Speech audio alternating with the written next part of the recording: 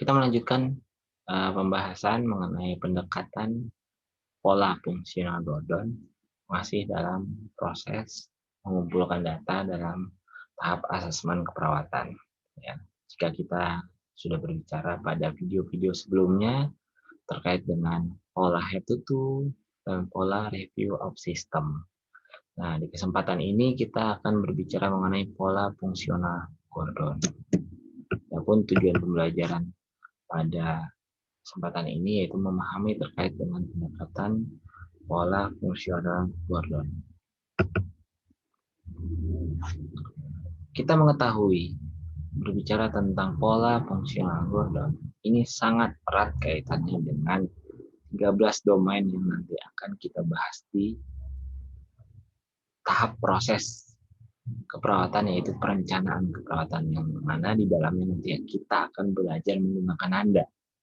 Kita tahu semua nanda terdiri dari 13 domain dan pola Gordon ini terdiri dari 11 pola. Yang mana 11 pola Gordon ini bersesuaian dengan 13 domain yang ada di nanda. Dan jangan heran, memang diakui bahwa pola Gordon lah yang sangat connect, yang sangat terhubung dengan 13 domain yang ada di nanda. Apa aja 11 pola fungsional Gordon akan kita bahas satu persatu di video kali ini.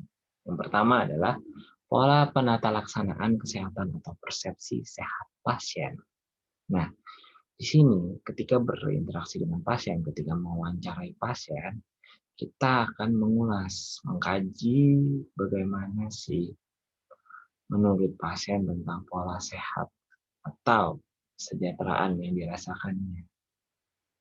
Kemudian, apakah pasien mengetahui tentang gaya hidup yang berkaitan dengan pola sehat tersebut.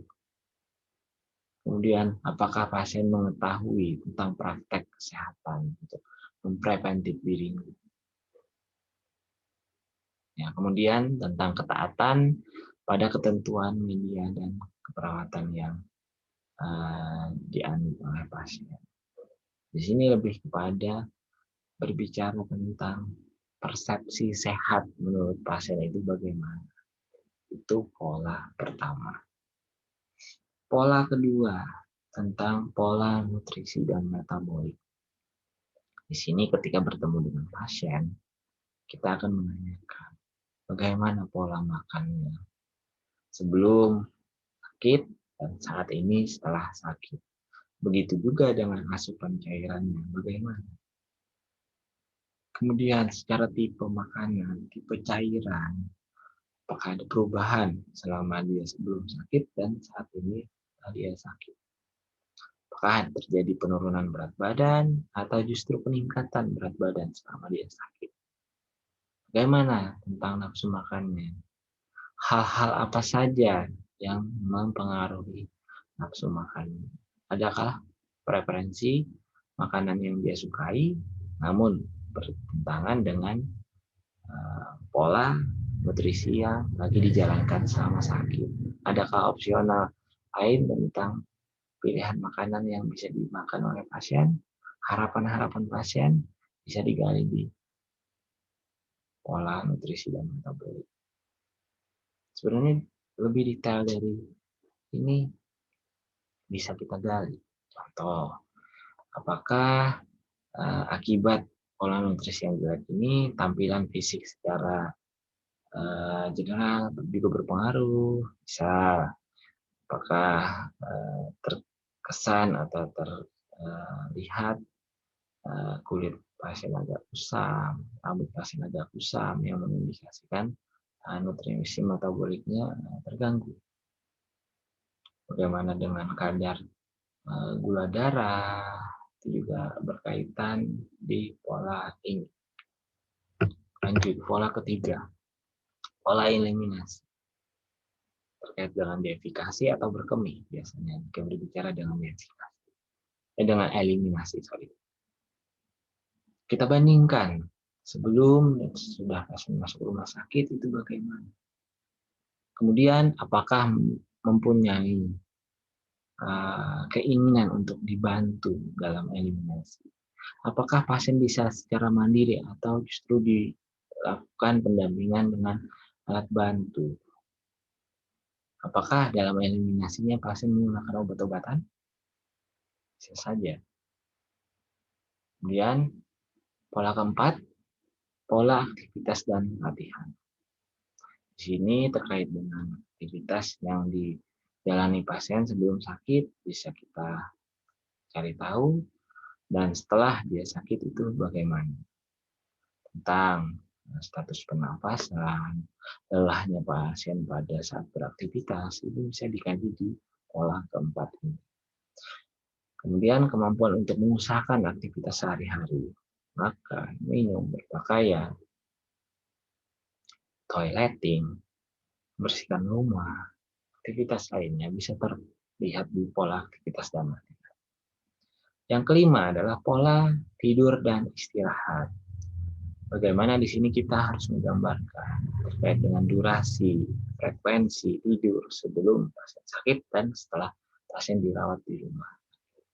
Bagaimana tentang kualitasnya? Apakah sering terbangun ketika berada dirawat di rumah sakit? Bagaimana dengan jumlah jam tidurnya? Apakah terganggu? Apakah berkurang?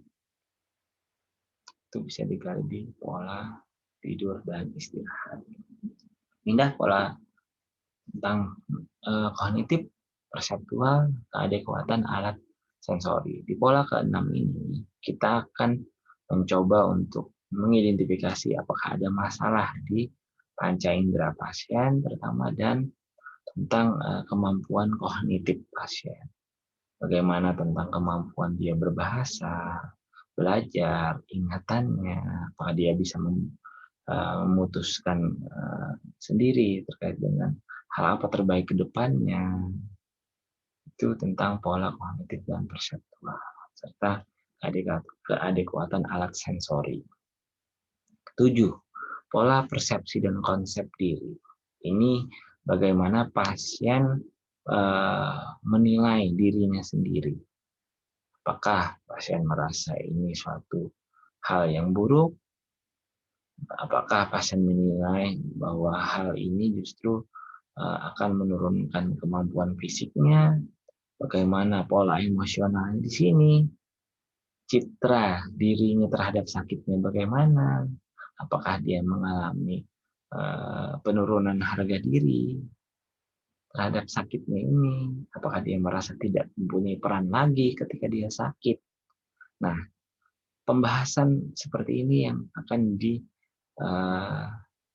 atau didapatkan di pola persepsi dan konsep diri. Kemudian pola ke-8 adalah tentang pola peran dan tanggung jawab. Nah, di kesempatan ini kita akan menggali tentang persepsi klien atau pasien tentang pola hubungannya. Persepsi klien tentang peran dan tanggung jawabnya. Bagaimana dia setelah sakit? Apakah dia seorang kepala rumah tangga yang ketika sakit mengalami kesusahan dalam mencari nafkah? Apakah dia masih mempunyai arti dalam keluarganya? Bagaimana seorang istri ketika dia sakit, lalu dia merasa kewajibannya sebagai seorang istri terhadap suami dan anaknya itu berkurang. Hal-hal yang demikian yang bisa kita dapatkan di pola peran dan tanggung jawab. 9 adalah pola seksualitas dan reproduksi. Bagaimana tentang kepuasan, ketidakpuasan yang dirasa klien terhadap seksualitasnya.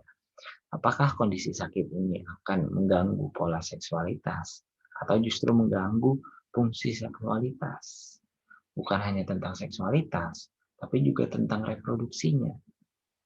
Dia sakit di umur berapa? Di tahapan reproduksi yang bagaimana? Apakah seorang remaja yang lagi sakit akan mengalami gangguan terhadap pola reproduksinya, fungsi reproduksinya? Itu yang harus kita gali lebih jauh di pola 9 ini. Kemudian pola 10 tentang coping dan toleransi stres. Nah, di sini biasanya muncul data-data yang berkaitan dengan keadaan pasien yang kaitannya dengan status psikologis psikologinya. Apakah dia mampu untuk mengendalikan stresor yang datang padanya? Adakah sumber-sumber pendukung, support system yang ada? Bisakah aktif digunakan oleh pasien untuk menjadi sarana berbagi selama dia sakit? Atau justru ketidakadaan sumber pendukung? Tidak ada orang yang berarti bagi pasien sehingga pasien merasa sendirian, sehingga coping dan toleransi stresnya buruk. Bisa terlihat di pola ini. Dan yang terakhir adalah pola nilai dan keyakinan. Terkait dengan spiritualitasnya, apakah ada konflik di sini, bagaimana tentang nilai, tujuan, keyakinan, apakah dia mempunyai prinsip bahwa sakit ini merupakan suatu cobaan atau justru mengelak tentang sakitnya, kemudian bagaimana ibadahnya tetap dilakukan, apakah ada hambatan selama sakit terhadap proses ibadahnya. Ini yang bisa kita gali di pola 11 atau pola terakhir, yaitu pola nilai dan keyakinan.